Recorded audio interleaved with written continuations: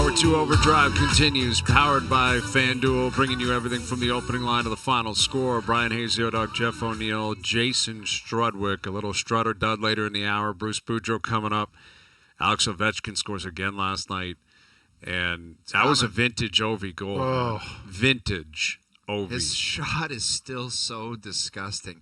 He went through a stretch like early last year, Hazy, where we were watching him. We're like, he doesn't even get the shot off anymore. Like, what the hell's going on? But now he just seems to be dialed in. And I think he's starting to sniff out that the record is close, and he's very fired up to do it, as he should be.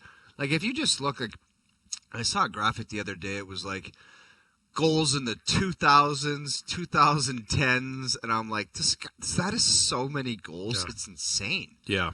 Yeah, he scored 200 plus in all three of those decades. 200 plus. Crazy.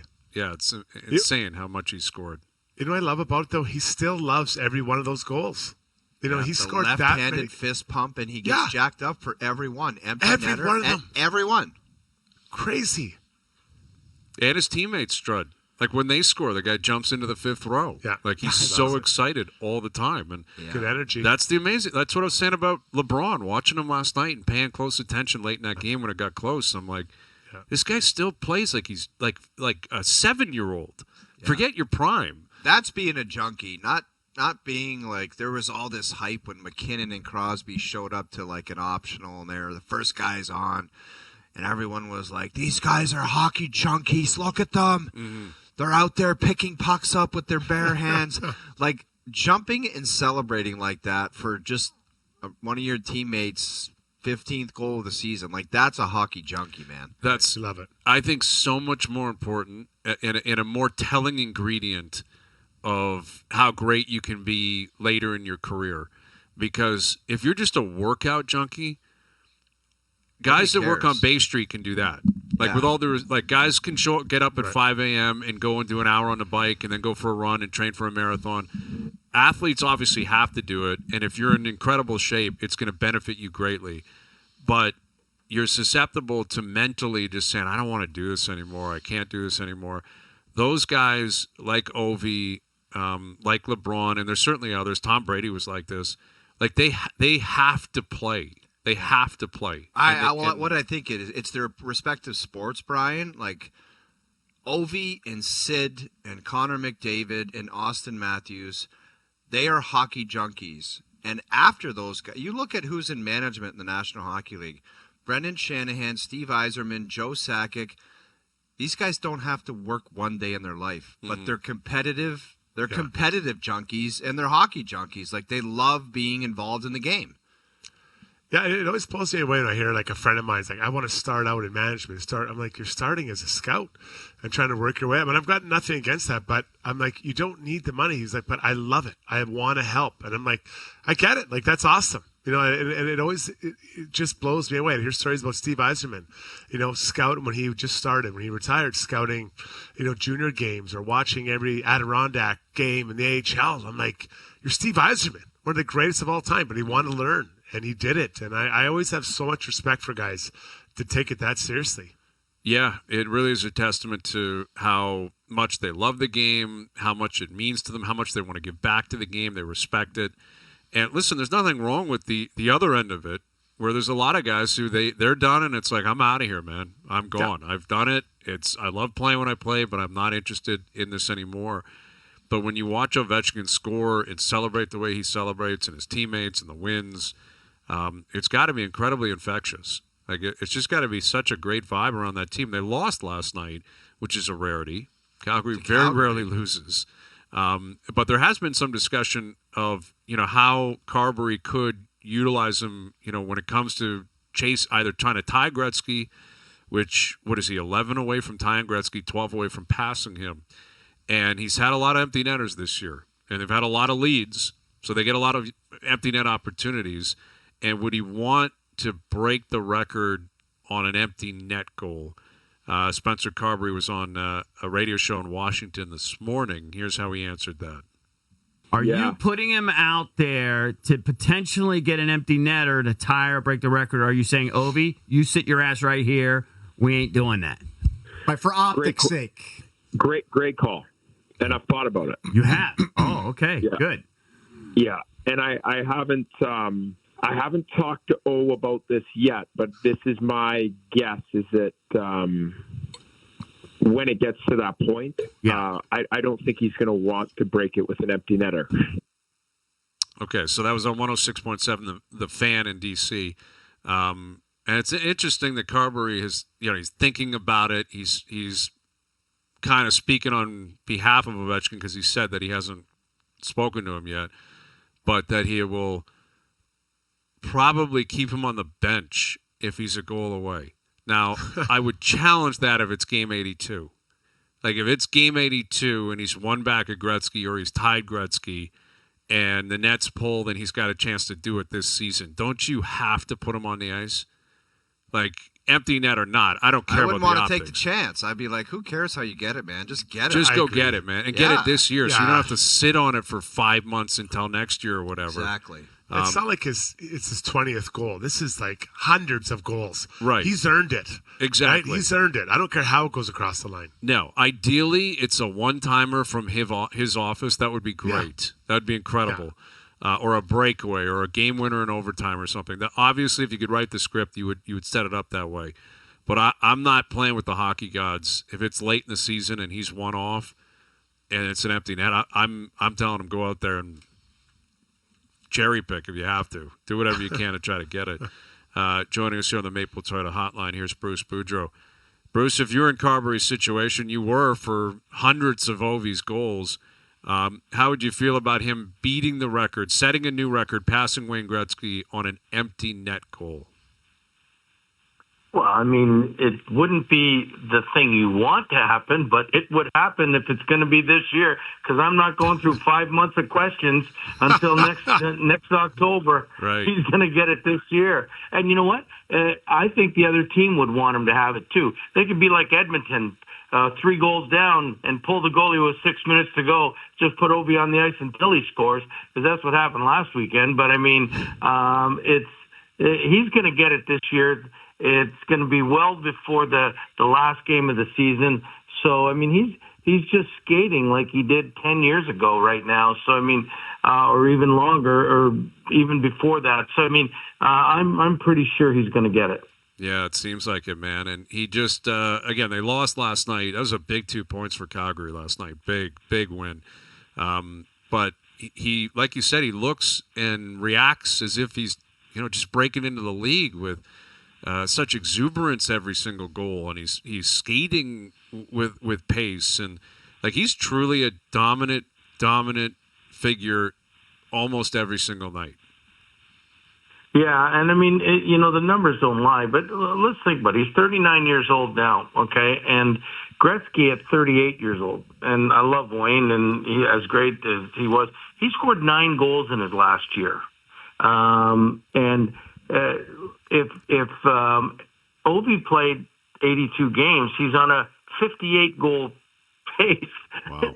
It's unheard of. It's so crazy. But you know what? When he was young, it was like he would always be sitting there. Russian machine never breaks. He was like he would tell you that. Don't worry about me. Russian machine never breaks. And that's the way he played. And he's one of those guys that in sports, I mean, they come along, they're bigger than life, and he's physically incredibly strong, and he's just got that talent that he's going to break it, and he's going to be the greatest goal scorer of all time. Brucey, what do you think of the Caps? Like, they talk about Ovi, deserves all the, the attention.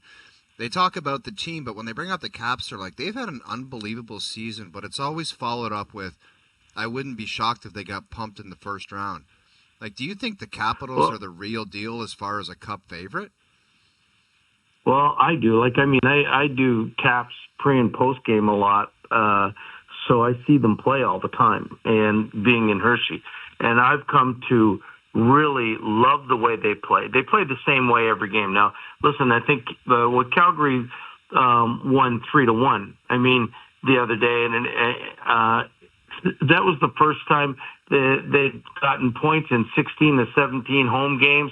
They play the same way every night, and they don't have bad nights.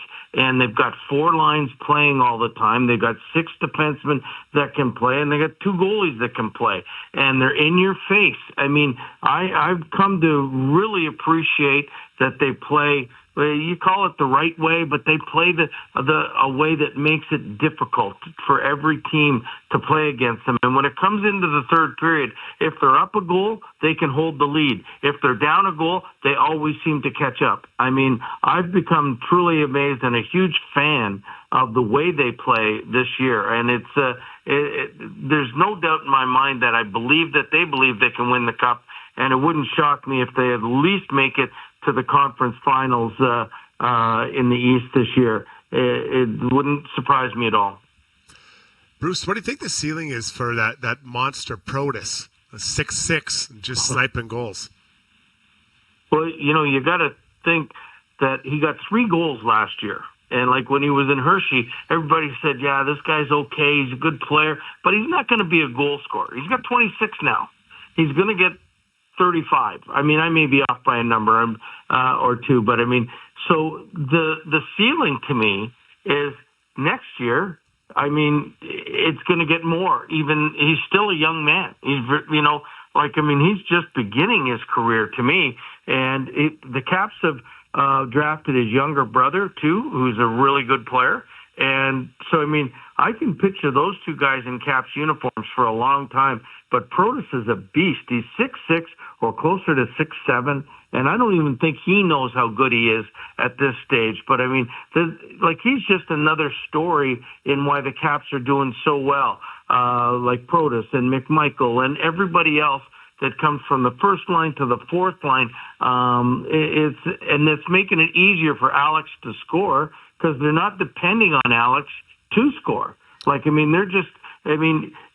Alex doesn't, they can't put all their eggs and say, hey, this defense is going to be against Alex's line all night because the other guys score. So it makes it easier all the way around. And that's why I think they're the real deal. They're a great team. And I think they're going to be a really tough team to beat because of the way they play. With Bruce Boudreau, scoring is not generally something that the Nashville Predators do very well. They got beat up again last night, 4-1 at home by Florida. And Luke Schenn, this is what he had to say. Man. Holy crap. This is what he had to say about his team. Anymore as far as the overall team game. It's nothing's easy, obviously. I don't think I've ever been a part of a group where you literally can't score goals. And obviously, sometimes you're giving up a lot, or offensive game's not there, but at least you catch you out break and get the puck in the net, and it's been hard to come by. So, the definition of a stay-at-home defenseman is Luke Schenn. That's where I'm kind of. Your thoughts, Bruce? Him, basic. That's like, to use NFL parlance. That's a defensive tackle or linebacker saying, our quarterback, what the hell's going on over there? What is going on over there? You don't generally see or hear that kind of candor. What do you make of it from Luke Schenn last night?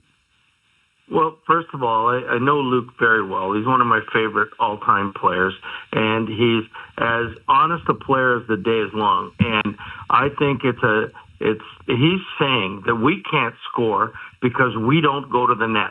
We don't go play in the tough areas. We're like, for want of a better word, chicken to go into the tough areas. And I mean, he didn't say it that way, but it sounded like that's what he meant. And it's not like they don't have the talent to score. So I mean, they got 5 guys on their forwards that have scored at least 30 goals at least once in their career. Some have scored 40 and 50. So I mean, they've got the talent to score. But if you watch the Nashville Predators play, it's always one and done.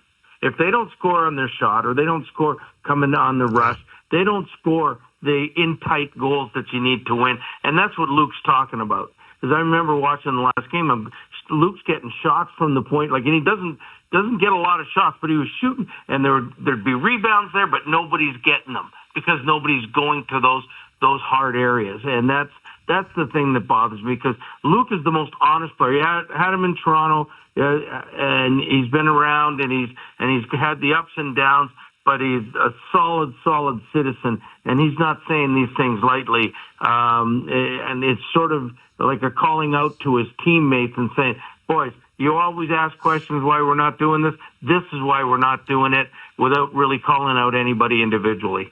Brucey, Seth Jones also came out and had some comments. He basically said Chicago sucks, which is so true. They are so bad. It's really looking like people don't know what they're doing there, and that's just the plain, simple truth of the fact. But have you ever approached one of your players about comments made in the media, or is that something you wouldn't touch? I probably said it once or twice in the 15 years that I was there, saying, what'd you say that for? You could have said something different, but like with Seth, to me, it's 100% to get me out of here. He says, if you don't want to get me out of here, I'm going to say things that'll make you get me out of here. Guys, what's fascinating about him was he knew the team was going to be terrible. Uh-oh.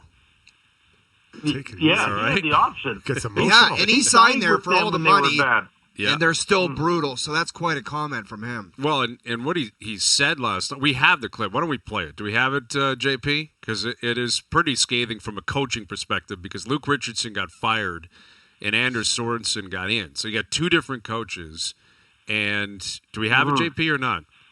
Okay, here's Seth Jones' post-game last night. I think we're the exact same team right now as we were at game one. And I think it's pretty evident out there. We haven't made any strides to be a better, more simple hockey team, and it shows. We don't get a lot of wins because of that. This is kind of an opportunity to gauge that, since you started here and now 60 games and almost you're back here again. Well, this is in almost 4 years of bottom of the league, so it's not just this year, for me at least. Yeah, and again, it's pretty rich, man. Like, he has not exactly been a world beater, but he took the bag. He's making a fortune there. He wanted to get to Chicago, and now he wants out. And it's publicly known he's asked for a trade. He wants out. But if you're Anders Sorensen, Bruce, he's saying game one we were the exact same. Basically, he's saying this new coach is doing nothing. Like, that's how I kind of read it. Like, well, why was he hired anyway? Like, you got to get, and I don't think he'll ever coach again, but you need a Mike Babcock in there, because – like, you fired Luke Richardson and the GM. Now that arrows go right at the GM when he says, I never thought we were a last-place team. Well, you are. You stink. You're terrible. They need Brucey, players. what do you think? They need better players, Bruce, don't they? Yeah. They need better players, but he's right. I don't know if he's right, but he's definitely pointed at management for not getting better players. He's pointed at the coaching hasn't done the right things to make them a better team.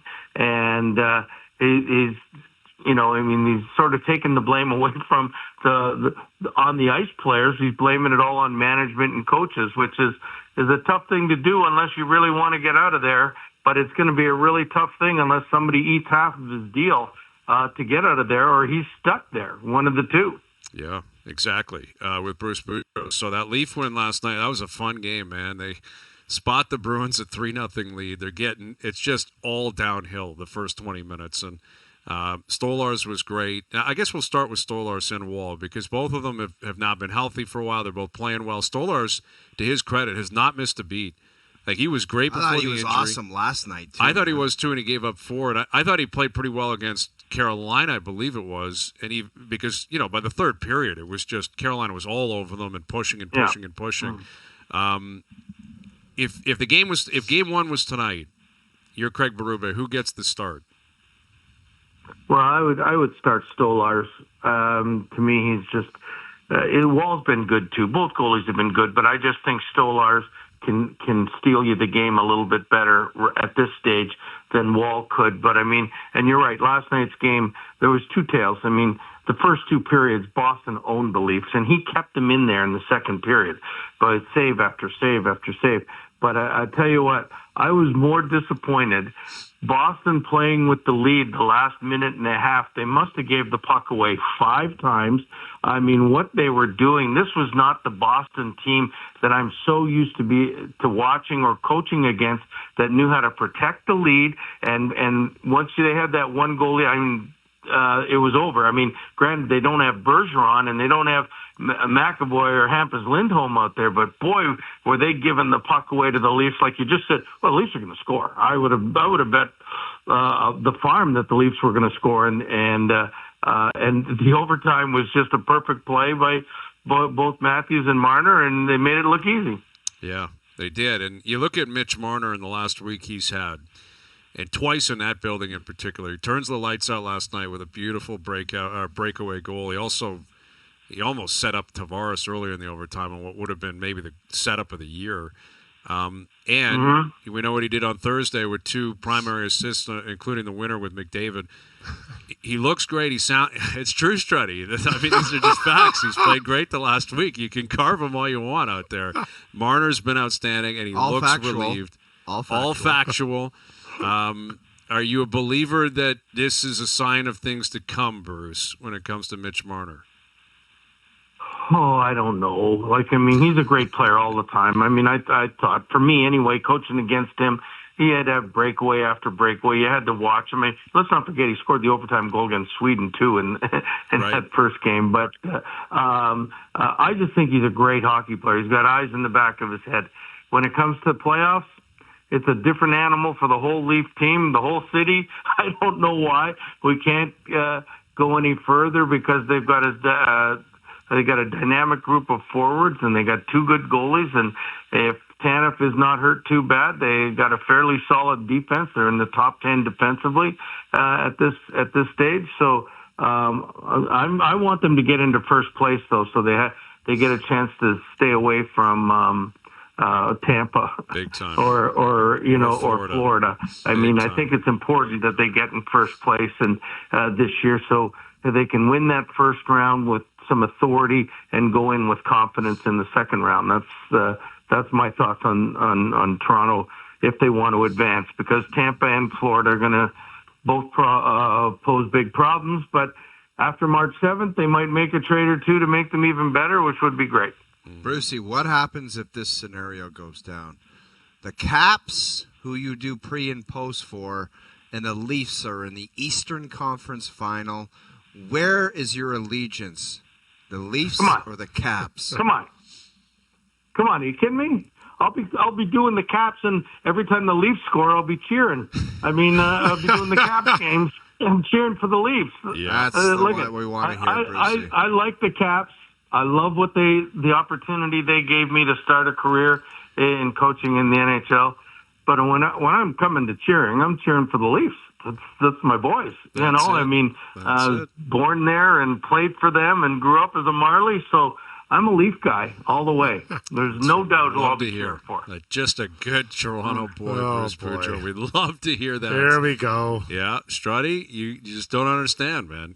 You could not understand it out there. You do not get what it's like to have civic pride in your city. You have no idea in Edmonton. When you get the tattoo on your butt early in your life, you keep it on your butt. That's right. That's right, Bruce. Well, not a lot of Stanley Cup tattoos on there for the Leafs fans, are there? I mean, that's going to change, 17 of them. Yeah, that's right. 13. How many does Edmonton have? 13, 14, yeah. That's right. It was a 3-team league when they won those. 3-team league. 6-team, and you know it. The Oilers, it was 21 teams. Asterisk beside the Gretzky era, too. I mean, let's be serious here. Come on. Oh, jeez. As it should be. All right, Bruce, we'll let you go there. We appreciate you doing this, as always. No problem. My pleasure. There's Bruce Boudreau here on the Maple Toyota Hotline. Yeah, I think the 21-team league, man, that's not much more than 6, Strud. No. It's not much more. Right? Well, it's not even 3 times more. Oh, wait, it is. Yeah, almost. Almost 3 times more. I mean, there's Listen, I'm not going to disrespect those. Like Those I are love wins. hearing those. Those are wins. What, you hate on Gordie Howe and his career No, too? What else? You you know got the for us? fan What, base goes ages? at you the most is Montreal loves to say, 24. you guys have, like, they won their last cup in 93. That's like yesterday to them. Like, they think they won last year. Like, they always are like, you guys haven't won a cup since 67. I'm glad it's getting to a point now where it's like, okay, your last was 1993. It's not like it was yesterday. No, I mean, well, 67 is a little bit further back than yesterday. Dude, I mean, that's, no kidding. What are we? Is that? Are we at 80 tough. years? Is that 80 years yet? It or what feels are we at? like it, Strud. Believe me, it feels like man. Where was the last parade? Like, where did they take it? Was it down? It's actually a great question because McCulkey Avenue, or what is that big street there they have in Toronto? McCulkey Avenue. Maple McCulkey. I don't know. I don't believe that that's a street downtown that I'm familiar with. Maybe it was there before the city amalgamated and grew. And that's a great question, though, Strud. Where was the parade? I don't have that answer for you. Who was around for that one, right? It's 67, so I mean, you could be... Well, yeah, George Armstrong was on that team. You had Davey Keon was there, right? So it'd be nearly 60. If you were born there, you'd be around 60, wouldn't you? So yeah, there's a lot of people around still that were... It was a long time ago. Drinking beers on McCulkey Avenue, right? Yeah. Hey, listen, the Oilers, it's been 35 years, Strud. Let's not pretend like it was yesterday. No, it has. It's 35 years, a long time, man. That's almost equally as embarrassing and tough. Listen, I really feel like this is the year for Canada, and I want a Canadian team to win it. Like, I just think it's enough. We've had enough of this whole American domination. How would you rank your confidence level if you're looking at the Canadian teams? You got to pick 1 through 5 right now. Who you think's got the best chance at ending the drought? I sure like Winnipeg, man. I think they've got that goalie. Scheifele would be motivated and rightfully so. Mm-hmm. I love him too, Toronto, but you got to think about I loved them last year too. I know, but I'm worried. Okay, if my concern is that they are the modern day San Jose Sharks, right? Think on how many years they're like the Sharks. This is the year, and then even with Winnipeg going back to when Bufflin was there and guys like that, like they got this and they didn't really get anything done. What if the Oilers are the modern day Sharks? Well, yeah, maybe. Sharks I guess it might be different because I'm in the market. Once. Well, I'm just saying, like they made it once, and they were a great team every year, and they made it. Yeah, that's fair. I mean, that's probably fair. That's a fair. Sharks comparison. never had the best player in the world. True. Well, Joe was pretty good. I mean, Danny Boyle. He won a heart there, but he wasn't McDavid. Nabokov. But I'd go Jets, Oilers, Leafs. And then, the other one. Probably Ottawa 4 or Vancouver 4. I think Vancouver's got a lot going on over there. They're in trouble, man. And they're in LA tonight, and LA doesn't lose at home. Like LA's big. LA's a good team. LA could be a sneaky team, man. I don't know. Not easy. They could cause problems, big-time problems. Byfield. Boys, I love that Byfield. I love who he's learning to play center from. Those two veteran centers there, big and fast. He and Fogle play often together. They're big and fast. Skate Moore's on that wing. Like, they're a good team. Yeah. Well, now Doughty's back, right, and playing, Huge. and that's big. Huge. And Kemper's been good for them. How calm was he? I know this is not, but how calm was he in that Four Nations? I love him, man. I haven't played much, but I'll come in there, and I thought he was a little rusty, and all of a sudden, so calm. Yeah. Game's speeding up. He's calming down. But he's been there and done that. He's got no pulse on the ice. He's been doing that since his whole life. He was in Guelph. Yeah, exactly. I mean, his whole life for sure. But that was his rep in Guelph. You go watch him. Well, think about when he stepped in as a 22-year-old playing with Niedermeyer and Pronger and those guys, and all of a sudden, by the end of the game, he was the guy getting thrown out. He's an unbelievable player. So I'm going to tell you a story. So that year that he went to that, just before the tournament, we played them. And so I skate up, we're in a face-off, and I'm like, hey, Drew, good luck at the turn, in the Olympics.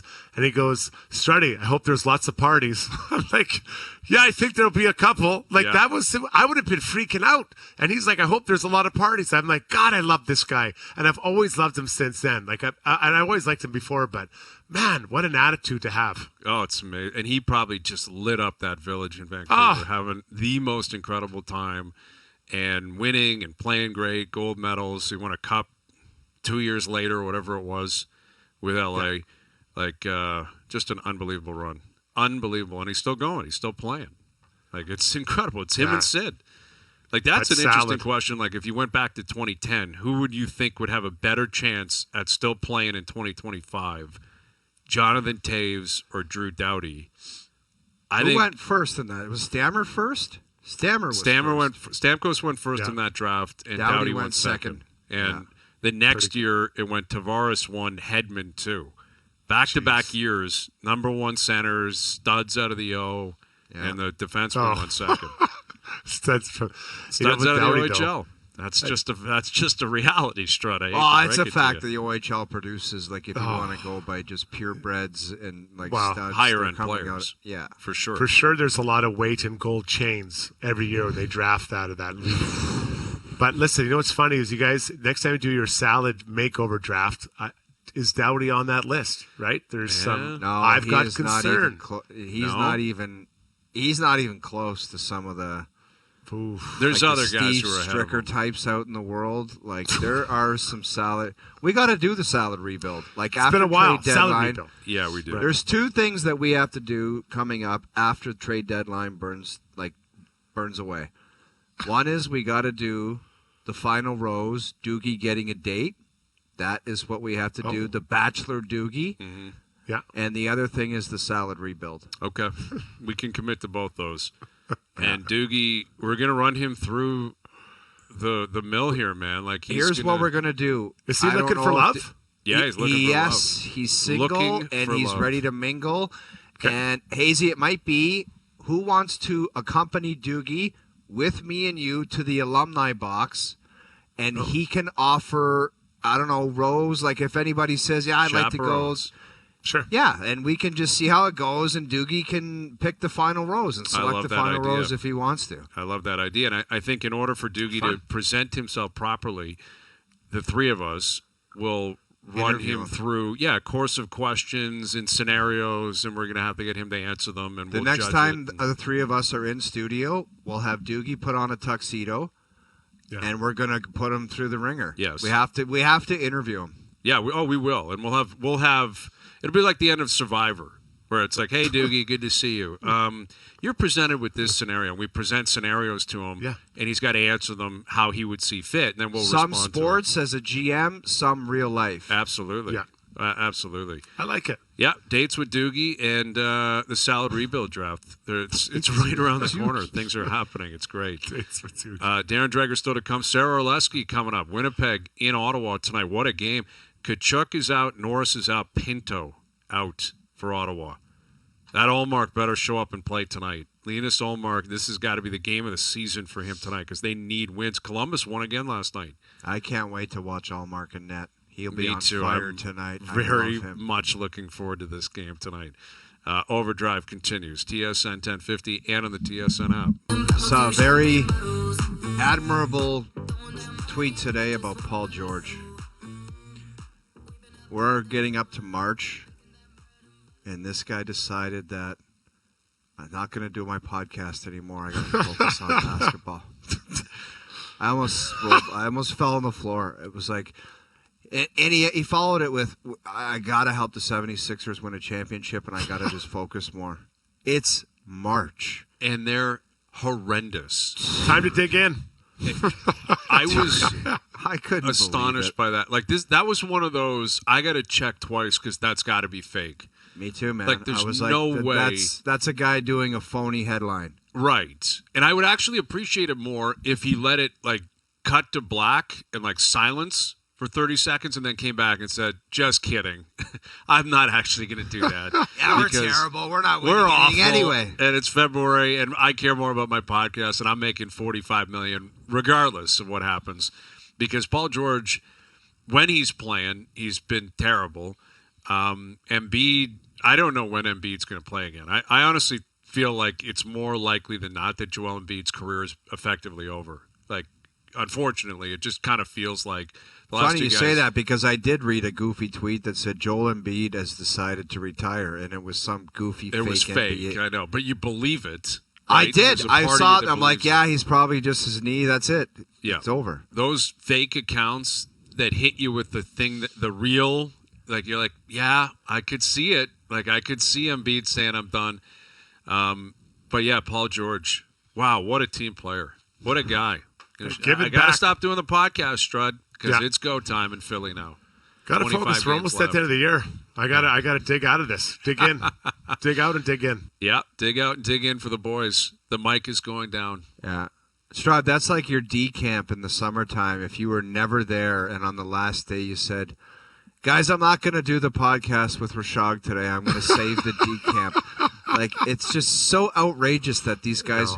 I had an interesting combo with a guy today, and he said part of him thinks that this world of like guys making $45 million, and he thinks the crazy salaries in the kind of near to distant he didn't know, but he said he thinks it's going to come to an end where like athletes are making this kind of bank. And I didn't get into the reasoning. I just kind of sloughed it off. But he just said, he goes, I don't think it can go on that much longer where these guys are making obscene amounts of money. Like Luka was going. That's the system to make. Right? Exactly. That's the CBA is not going to change. Like the owners get 50%, the players get 50%. Right. Like that's in the NBA. It's actually not really negotiating for the top players. It's just kind of standard. Like you're an all-pro or an all-NBA, you're an all-star, you're this guy. You just get that. Like there's Supermax. Yeah, exactly. The Supermax. And that was it. Like Luka was going to make $75 million a year. $75 million. And the guy's hitting hookah joints all over Dallas and drinking pints. And I think that's kind of what we're getting to. Allegedly. And I think that is probably a part of where the owner may have stepped in and said, man, I'm uneasy with this. Like, I'm uneasy. Back in the day, you're paying guys $10 million, $12 million. That was a lot of money. Yeah. 75 for a guy that... Buddy, I'm not kidding about the private investigator. Like, if you follow that guy down and the private investigator walks into a boardroom and he puts in a vid and hits play, and this guy's bombing around, hitting McDonald's and drinking a giant tall boy out of a brown paper bag and stopping at a hookah joint, and you're contemplating ripping off 75 sheets a year for the guy, that's when somebody goes, I don't think so, man. Or at least but you have to look. It's easy for you to push yourself in that direction, right? Sure. You can be pushed that way. Go ahead. Well, we still mentioned the other guy that said he did take us to the finals. He did. Bombing around. He wins a lot. He does win a lot. Now, the numbers are incredible. Like I think we're not too far away from a $100 million player. But you look at it, it's just and I hate to say just, but it's a percentage, right? So the percentage they're getting the same they got 5 years ago, and then you look at the NFL. I mean, it's gone up $53 million. The salary cap in 2 years. $53 million. Multiply that by what is there? 30 teams or 32 teams in that league. Yep. Like that's a lot of extra money floating around out there. So a deal I signed 2 years ago, also I'm like, geez, I could be another whatever up if I, signing on it. So the numbers are crazy. Like to think they were going to have $100 million a year basketball player, which we will. Wemby will hit that if Wemby is healthy. In 7 years, whatever, when he becomes a free agent, he will sign for 5 years at $500 million. Yeah, that's I don't want to sound I'm not anti-player because I think the point you're making is a very important one, Strud. Someone's getting the money. Like the owner, I don't want the owners to make more money. You know what I mean? Like and at the end of it, why are they making money? Because fans are getting screwed. That's why. Because everything's so expensive, and tickets are so expensive, and drinks are so expensive, and parking and jerseys. Nothing comes cheap. And that's why they have so much money. And the TV deals are so exorbitant and all that kind of stuff, the media rights stuff. But someone's going to get it. And it's the CBA. And the players are going to get 50%. So there's no stopping it. It's going to keep going. But I remember having someone on about this because, 30 for 30 did that great one. There's that broke 30 for 30 with former athletes that lost all their money. That is insane. The car washes and the houses. Crazy. And someone has said recently that it might have been J.J. Redick who was talking about this. I think it was. Who said they're making so much money you can't get rid of it all. Now, there will be guys that will. Believe me. You challenge them, they'll lose it. Mike Tyson lost hundreds of millions of dollars. 342. Yeah, but it's... You just got to spend more. Exactly. And listen, inflation, it's more expensive to live now, et cetera, et cetera. But if you're making $75 million... You would think someone is going to go to you and say, just put like $15 million cash over there and don't touch it for 20 years. Yeah, bury it in a hole. Yeah, exactly. And you can still live the most lavish lifestyle you could ever imagine in your life. It's almost going to be impossible for them to lose it. And furthermore, you're going to get guys who are 5-7 years in the league that are going to make $15 million now. and be able to live the rest of their lives as journeymen in the NBA that barely played. It's an incredible way to do business. And the NFL is no different. Like quarterbacks, there's going to be a $100 million quarterback in our lifetime. That's coming. Agreed. For 17 games. Per season, $100 million Dak's quarterback. already making $60 million or whatever. As soon as you say that, it's automatic. But again, it's a percentage, right? So it's not. It's that's what we have to remember. And I'm not. Struddy, the crazy thing is that the team doesn't go to Dak Prescott and say, "Look, dude, you're not even in the same stratosphere as Josh Allen or Patrick Mahomes, so don't ask for 60. Like we're just not going there." It's almost like he has all the leverage where you have. I mean, obviously it's the Cowboys and it's Jerry Jones, but why didn't they say to him, "We're not paying you that"? They're dummies. Like you just don't pay him. They gave Dak Prescott $60 million, and I know somebody could come at me with some stats or whatever. I just think he's Dak Prescott. He's Dak Prescott, man. You're Dak never going to Prescott. win with that guy. You're never going to win with Jerry as the owner, but him commanding $60 million, Yeah. you tell him to go jump in a lake. Well, and the thing is, Dak probably would have said, "Fine, I'll go somewhere else," because the Giants are desperate within the division, and they'll But that pay me is the $60 million-dollar question. How badly does anybody on another team want Dak at $60 million? Yeah. Think about that. Yeah. It's almost like when you're loved in your own market, you can build up this idea that you're worth a certain amount, but maybe elsewhere they don't value you at that number. Well, I think there's a lot of validity to that, and especially after the season you just had, and now the injuries. You know what I mean by adding that? Up and, yeah, I got you. Okay. I got you. All right, Darren Dreger at 20. Sarah Orleski at 6:30. Jets Ottawa tonight. Jets going for 11 in a row. Our best bet still to come. We'll mix in some Strutter duds as well as we move forward. Overdrive continues. TSN 1050 and on TSN 4. All right, we've sent Al's brother out into the city with a pair of Leaf tickets. You have to guess where he's hiding for your chance to win them. Struddy, you're going to love this intro. The Al's brother clues, everyone loves them. Everyone buzzes about them daily, and this is the third one of the week. Let's hear from Al's brother. Hey, Overdrive fans, happy Wednesday to you. Let's get you one step closer to finding out where is Al's brother and landing yourself a pair of Leafs and Panthers tickets for March 13th. And this is a great spot for foodies such as myself, so I will most definitely be looking to taste testing a delicious and diverse mix of foods while I'm down here this week. All right, there you go. Find Al's brother, brought to you by McAlpine Ford in Aurora. Our family, the Ford family, and you. Again, Leafs Panthers tickets up for grabs. The fourth and final clue tomorrow. St. Lawrence Market, no? I think he's already been there. I'm getting a Kensington vibe out of him. Oh.